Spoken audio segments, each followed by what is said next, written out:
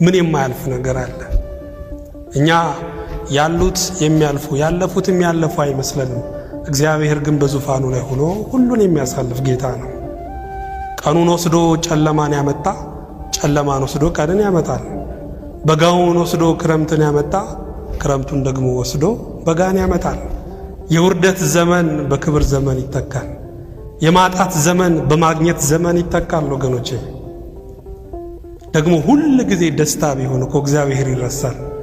ሁሉ ጊዜ ተድላ ቢሆን እግዚአብሔር ይረሳል።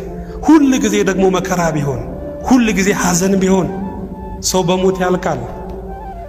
እግዚአብሔር ግን እያፈራረቀ ሕይወትን ቀጣይ አድርጓል። ወገኖቼ በዚች ምድር ላይ ምቾት ብቻ ቢበዛ እንደ ሕይወት አሰልቺ የሆነ ነገር የለም። ለዛ ነው አንዳንድ ትግሎችን እግዚአብሔር ወደ ሕይወታችን የሚያመጣው። እኛ እንኳን መራራ የሆነ ነገር የሚያቃጥል ነገር በበላን ቁጥር የመብላት አምሮታችን እኮ ይጨምራል።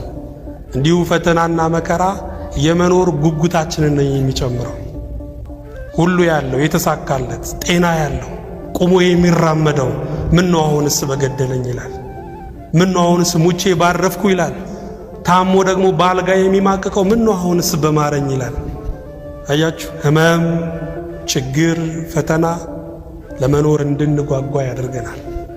ብቻ ሁሉ ጊዜ ከኛ የሚጠበቀው ምንድነው? ምስጋና ነው፣ ዝማሬ ነው። እግዚአብሔር የምስጋና ሕይወትን ይስጠን።